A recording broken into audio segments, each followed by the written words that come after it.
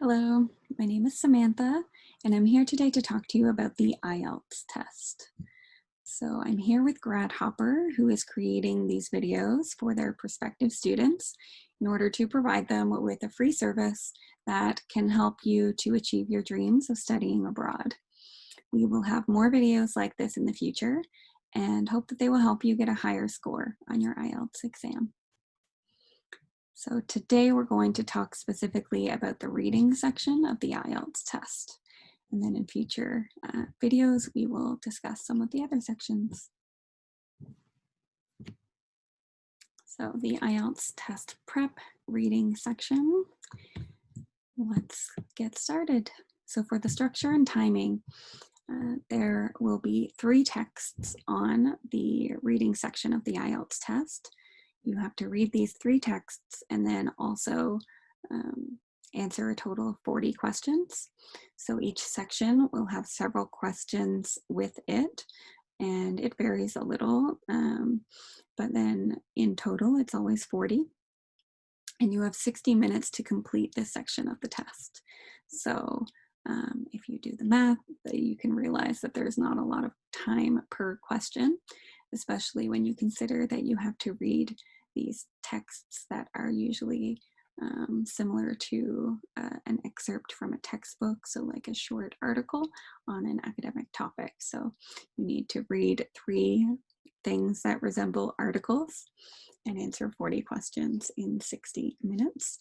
So we are going to talk a lot about timing and how to prepare for this so that you can have enough time to complete your test.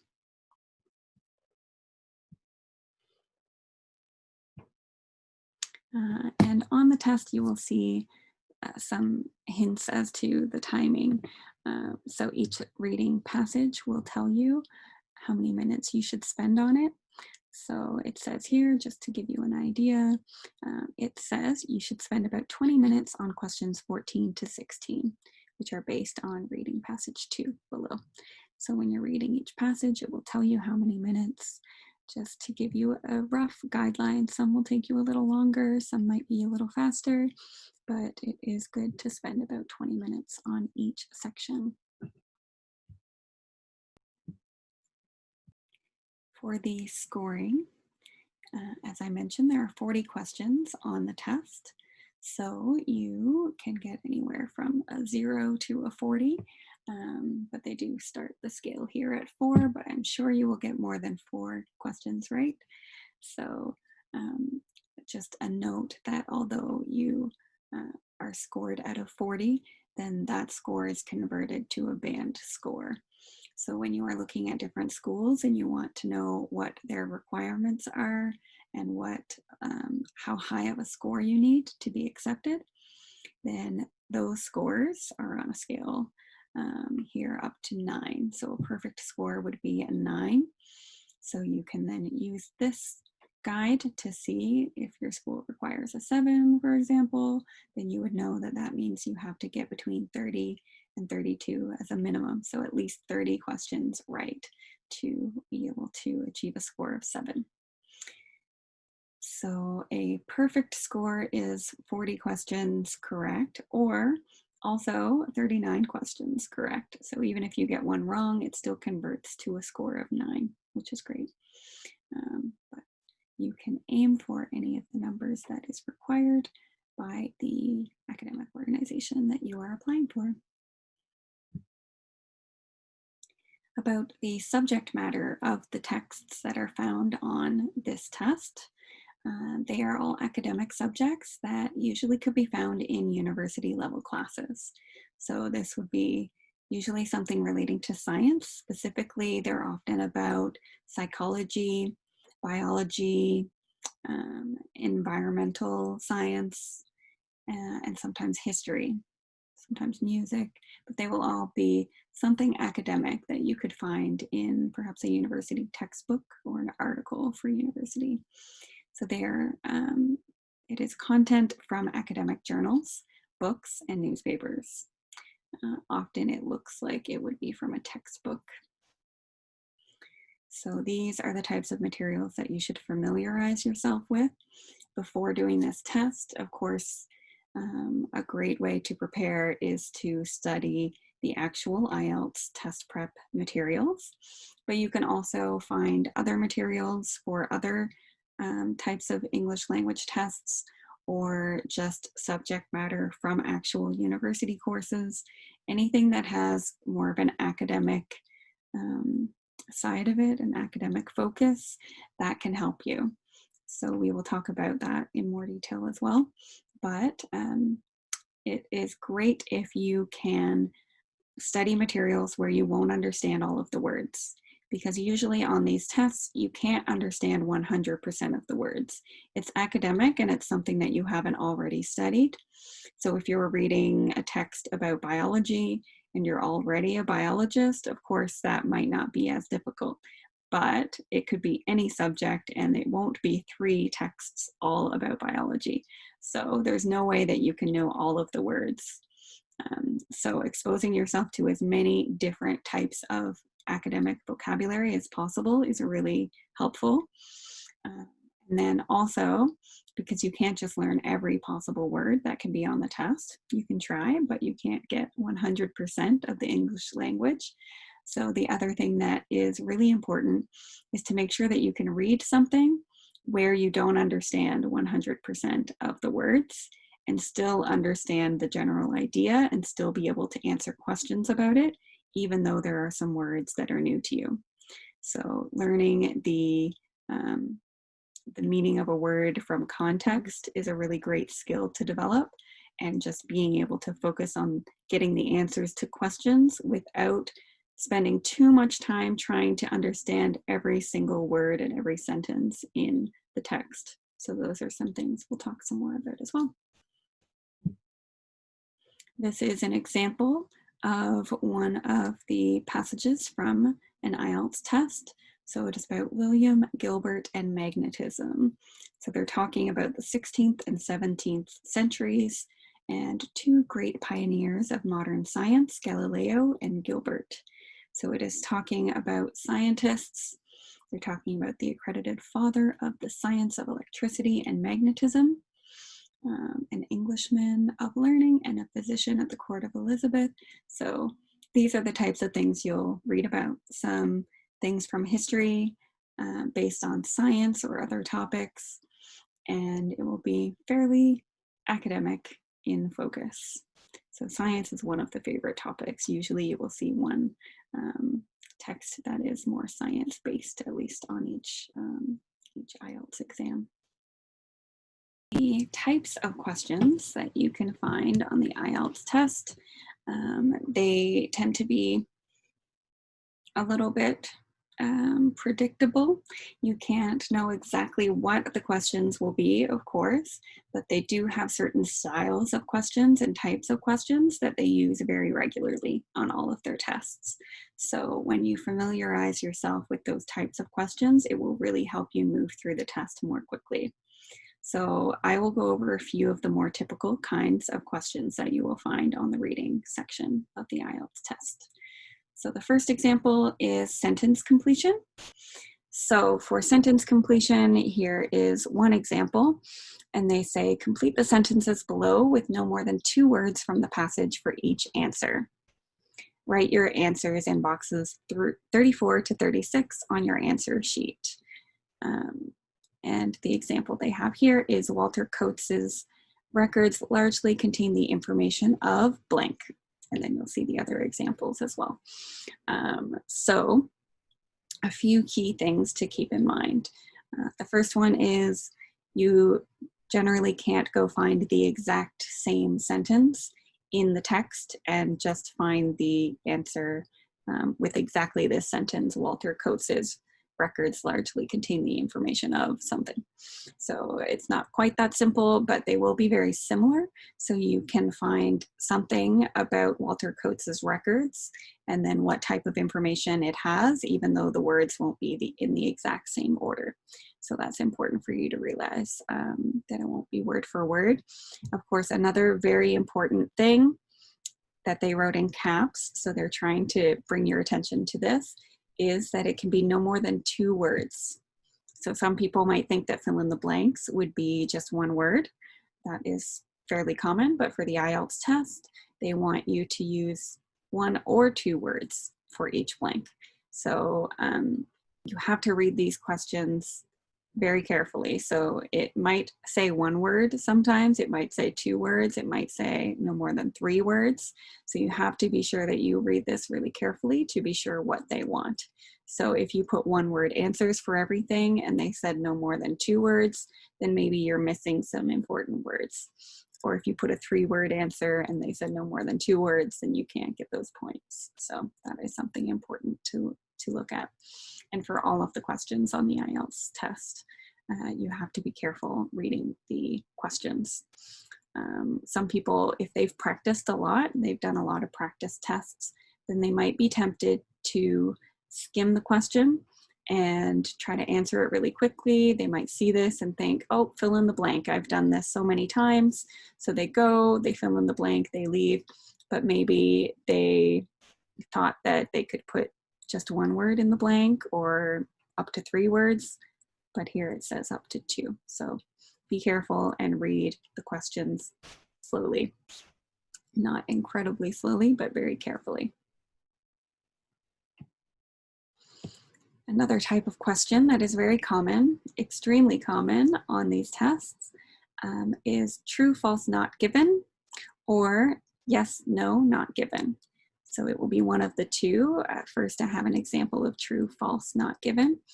So you will see these on every IELTS test. It will say, for example, do the following the following statements agree with the information given in reading passage 1. In boxes 9 to 13 on your answer sheet, write true if the statement agrees with the information, false if the statement contradicts the information, or not given if there is no information on this. So the wording of these questions, like I mentioned earlier, it's really important. So if you were reading, for example, something about biology, and that is something that you've studied, you love biology, you know a lot about this topic, you might know that something is true just from your own knowledge, from your studies before the test. That doesn't matter. On this test, they want to know if true means if the statement agrees with the information in this text. All they want to know is it true based on this text? And then false, does it contradict the information given in the text, or was it not given? So even if you know the answer for some reason, that doesn't matter as much. It has to be, is this clearly outlined in the text in this way, or is it not there at all, or is it contradicted? But again, it's not word for word. So usually, for example, number 9, all kinds of music can enhance one's brain performance to somewhat extent. Actually, that's not a great example, sorry, because it does have a slight typo. It should be to some extent, but this is from the IELTS test, and even they make mistakes sometimes. So for number 9, it says all kinds of music can enhance one's brain performance. In the text, it might say every kind of music can help your brain. It might say some kinds of music can enhance your brain performance. It might say a few kinds. You have to be careful about the wording. It won't necessarily say exactly what the question says. Maybe it just says music can enhance one's brain performance. You have to look carefully and understand the differences between those things. So if it said, specifically just one kind of music can enhance your brain performance, then this question would be false because it said one and then the question says all. So you have to be careful about those small things. Okay, let's move on to the next one. So this is an example of the yes, no, not given. This is quite similar. So for yes, you say yes if the statement agrees with the information, no if the statement contradicts the information, or not given if there is no information on this. So for this one, question number 1, all living animals can lie. So you have to go back to the text and see, did they say all living animals can lie?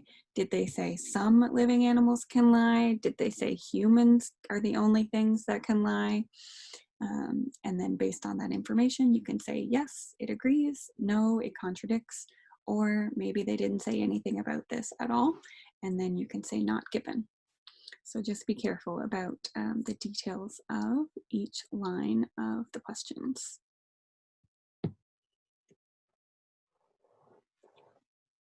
For multiple choice, there are a variety of questions. It might just be finding a fact or finding some information from the text and then choosing A, B, C, or D. So this example is, why do a lot of scientists discredit the data collected by amateurs? So you have to go back to the text, find the part where they talk about why many scientists don't agree with the data that is collected by amateurs, they don't trust it, or they discredit it. It might not use the exact same words, but you have to look for that part that is talking about scientists and their opinions of the data collected by amateurs, and then find the answer that best matches what they said in the text. Okay, matching information. So there are lots of matching questions on the IELTS reading test, and matching information is one of the types, and this is one of those examples. So look at the following researchers, questions 19 to 22, and the list of findings below. Match each researcher with the correct finding. And then write the correct letter A to G in boxes 19 to 22 on your answer sheet. So they say 4 names of people. One is a pair of 2 people, and then they list some of the research or findings that they had through their research, and you have to just match them. So match the person to the thing that they did. There are lots of questions like this. This is a very common question as well. So just going back to the text, and it won't have the exact same wording again, but you can go and you can find Marian Annette, and you can find what she studied, and then you need to match them. Matching headings is another common type of question. So this one has choose the correct heading for each paragraph from the list of headings below, and then write the correct number, I to X, in boxes 1 to 7 on your answer sheet. So you will read the list of headings. So you go back to the paragraph and see what paragraph could have this heading. This is also a very common type of question for the IELTS test. So you need to have a good idea of what each paragraph could mean, just as a title for that paragraph. So you'll get used to doing these if you practice this, this test often. So it would be the overall idea that best illustrates what that paragraph is about. And then you just match them. Okay, so continuing with the types of questions, summary completion. So I will read this example. Complete the summary below using no more than 3 words from the passage for each answer. And then write your answers in boxes 22 to 25 on your answer sheet. So again, they've written the really crucial information in capital letters. So they are trying to slow you down and make sure that you read this carefully. So on the last example that I showed you that was similar to this, they said no more than 2 words. Here they said no more than 3 words. So that's really important. You have to be sure that you are using the correct number of words. So it could be 1, 2, or 3. So you will read this information, look for the very similar text in the article, and you will find the most appropriate words to fill in the blanks. Table completion is another common type of question that you will find on the IELTS test.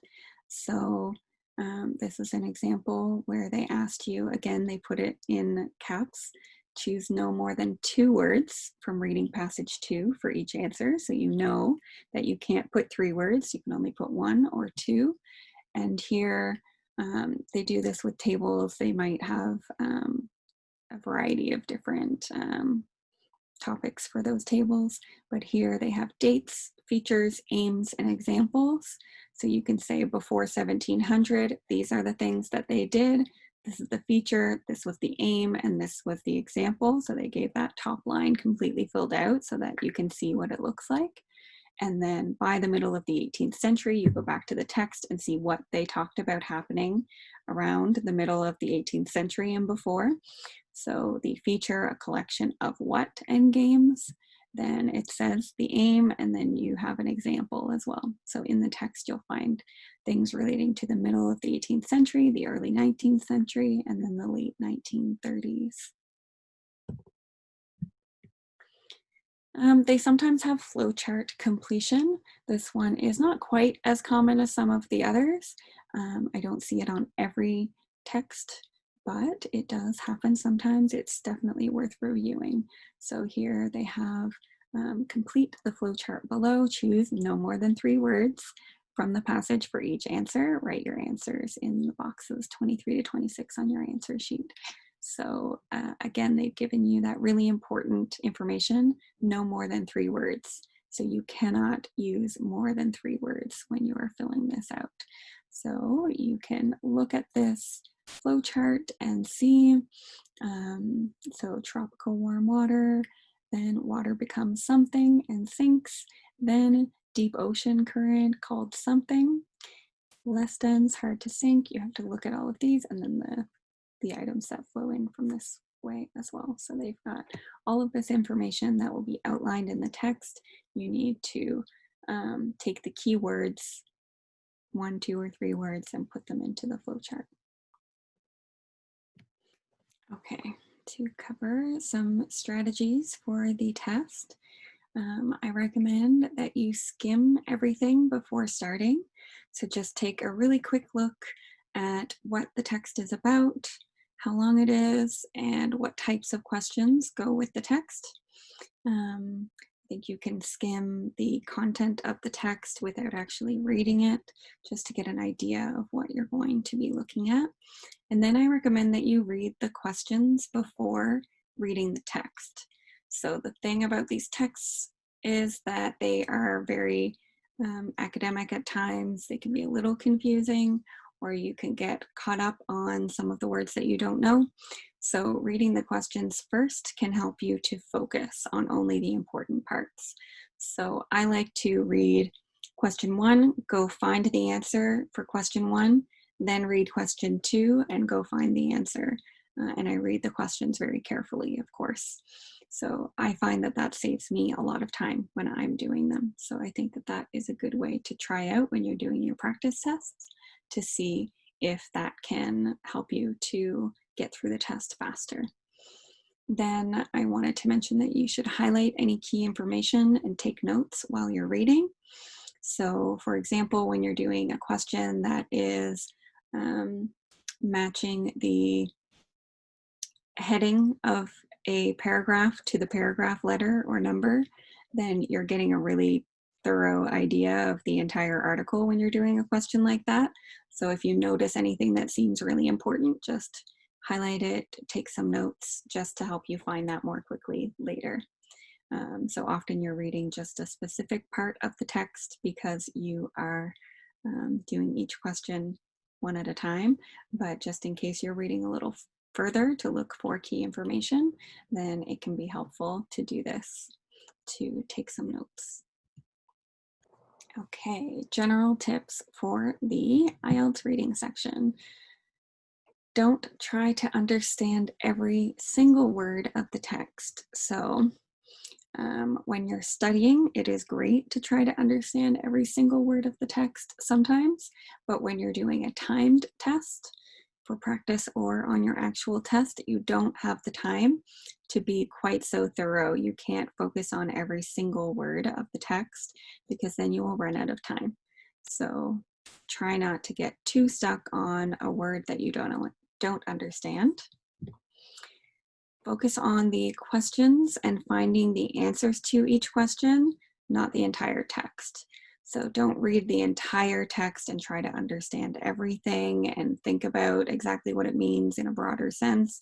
focus on the actual questions. Sometimes the questions don't cover the entire text and you can skip some parts. Sometimes the questions are quite simple and you can go through it really quickly. So you don't want to spend 20 minutes reading and then realize that the questions were simple and you only had to do a couple of quick things, and then you've wasted some time. So it's good to try to get through it in the most efficient way because you only have 60 minutes. Read the questions and the instructions really carefully. So this is so important. I know you're writing a test with a time limit, you're rushed, you don't want to waste any time, but that is the most important thing. You have to be sure you know exactly what that question is asking for. If it says, use a maximum of 2 words, that's really important. The exact instructions on how to do that question are key. And again, it will help you with that. If you've been doing these types of questions as practice, then it will be very familiar to you, but it's still important to read it carefully because maybe all of your practice tests said maximum 2 words, but the test might say maximum 3 words. So just be careful about instructions. Keep track of your time and don't allow yourself to get stuck on one question. So there can be some really difficult questions sometimes, and you don't want to spend 10 minutes or more on one question when you should only be spending a couple of minutes on each question, or less. So you have 60 minutes to read everything and do 40 questions. So you want to be really quick. So don't spend 10 minutes on one question. If it's really difficult, then you can skip it. At the end of the test, if you have some that you skipped and you have only 2 minutes remaining, then you can even fill in those questions with a guess, your best guess, or a random guess if you have no time at all. It's better than spending 20 minutes on one question and then having no time to fill in 20 questions later because of that. I recommend that you practice doing the tests very slowly and understanding each answer before starting to time yourself when you practice. If you start right away with timed practice tests, then that can be really frustrating, and you will feel really rushed and you won't be able to answer the questions really well. So before I ever do a timed test with my students, I make sure that they do the tests slowly and carefully. You're learning how the test is structured, and you're learning what types of questions they ask and how to answer those types of questions. So that's really important. Before you can learn to do something really quickly, I think you just need to learn how to do it in general. So putting a time limit on yourself. Day 1, the first day you ever start to study, that will be very stressful for you, and I don't think you will learn as well as you should. Be sure to transfer your answers to the answer sheet very carefully. Don't just scribble your answers and then quickly throw them on the answer sheet. Make sure that you're putting them in the right places. Don't leave anything blank. So if you see at the end you've skipped a couple of questions and you have some blanks, it's better to guess than to put nothing at all. Okay. Some other ways to prepare for this test are to read in English very often. So you don't always have to be studying for this test to be improving in your English skills. You can be reading other things.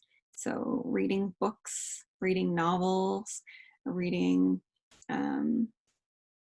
articles, reading information online, comic books, anything that you can read in English will just help you to feel more comfortable when you're reading.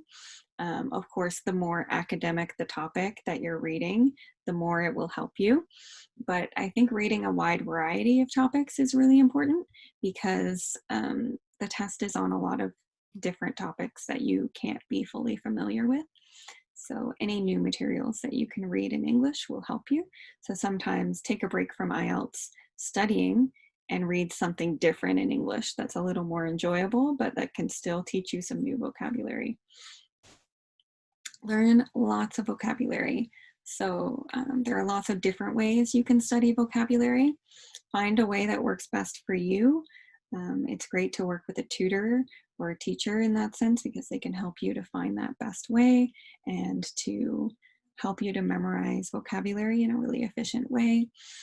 But even if you're studying on your own, you should be just making sure to learn as many new words as you can. Any new words that you learn will be helpful. And so you can learn them just by reading articles and then looking up the definitions to the difficult words. Some people read vocabulary lists to prepare. For me, when I'm learning another language, I like to read some shorter vocabulary lists sometimes, but I prefer to see a new word in a sentence. So even if I learn it in a list, then I still want to see it in a sentence later. For me, I like to write that word in a sentence later. That helps me to remember it. So if I'm learning one word, then I will then, as my studying practice, I will write it in a sentence, and that helps me to remember. Some people have to hear it, so saying it out loud or even recording it, recording yourself saying that word or hearing it in a video, that might help you to remember. So you have to find your ways that help you the best and work on doing it that way. But any type of vocabulary will help you, and academic vocabulary will be best. Read texts that have a lot of new vocabulary and practice deducing the meaning from context before you look up the word in a dictionary. So even if you're reading a novel for fun, but in English, then don't look up the word immediately. When you see a new word, don't stop reading the sentence. You should first read the entire sentence and the paragraph and see, can you guess what that word means without looking in a dictionary?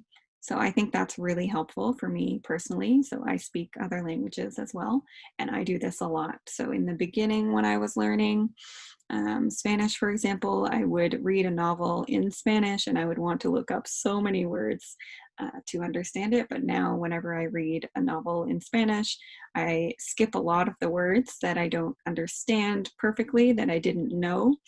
And I read the entire paragraph first, and I think, okay, now I know what that word means in a general sense. And then later I can look it up and add it to my vocabulary, knowing the definition. But that is a really important skill, having a word that you've never heard before, and then being able to figure out what it should mean. And then, of course, the final way to prepare is to practice, practice, practice.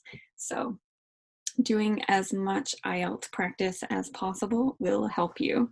Even if your level of English is amazing, even if you're a native English speaker, you shouldn't go into an IELTS test without practicing an IELTS test first, because they're timed, because they're specific, they're doing specific types of things that you should be familiar with. So you have to practice. You can't just go in thinking my English is great, so I will get 100%. I don't think that a lot of native English speakers even would get 100% without studying, just because of the timing aspect. If you could take your time to read everything, of course, native speakers would do very well on that test, but you should be practicing so that you know, okay, here's a matching question. I've done these before. You know how to read the questions and then go back to the text. You know how to be efficient with your time. So the more practice you can do, the better. Okay, so that is the ending of our video on the IELTS reading section. So I hope that you enjoyed this video and that it gave you some useful information that you can apply to your studies. We will be making more videos in the future, so please join us again for our next video.